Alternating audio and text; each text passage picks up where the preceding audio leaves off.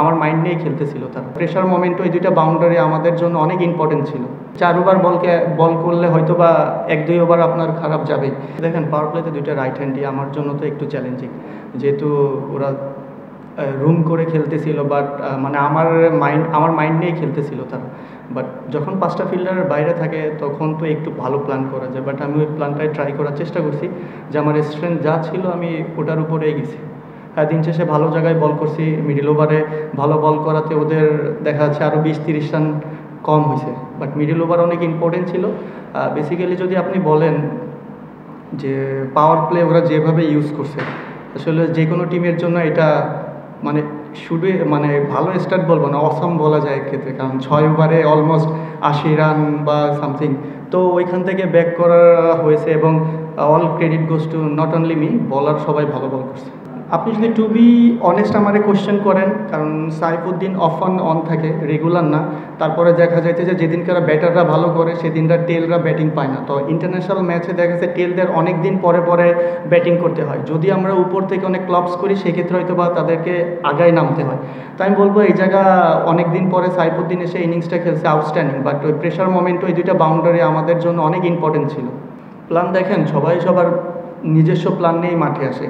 আমার মনে হয় এই জায়গায় ভিডিও অ্যানালিস্ট আছে, প্রত্যেকটা বলার আছে, সবাই চিন্তা করে। বাট আপনি যদি চিন্তা করেন পাওয়ার প্লে এমন একটা জায়গা, তো এই জায়গা ভালো বল করা ডিফিকাল্ট এবং এই টাইপ কন্ডিশনে আর কি। তো হ্যাঁ, বলাররা আমি বলবো যে কামব্যাক করছে, এটা এক্সেপশনাল, যে আসলে এরকম একটা স্টার্টের পরে বলাররা যাবে কামব্যাক করছে, এটা হ্যান্ডস্টপ টু বলার। এটা এক্সপেক্টিংয়ের বিষয় না। দেখেন টি20 খেলা, যে কোনো সময় মোমেন্টাম চেঞ্জ হইতে পারে। ওরা যেমন 6 ওভারে 80 রান করে 1 উইকেট ছিল, পরে ওরা অত রান করতে পারে নাই, বাট ক্রিকেট এমন এনিথিং ক্যান। তো সবার প্রিপেয়ার্ড থাকাটা খুব ইম্পর্টেন্ট আমার কাছে মনে হয়। আসলে এই কোশ্চেনটা হয়তো বা আপনারা হেড কোচ দিতে পারবে, আমাদের ক্যাপ্টেন দিতে পারবে, আমাদের টিম সিলেকশন যারা আছে তারা দিতে পারবে। দেখেন আমার কাজ আছে খেলা। তো আপনি যেটা কোশ্চেন করছেন যে আমার জন্য ডিফিকাল্ট, আসলে সিম্পল আপনারও একটা আমি কোশ্চেন করি।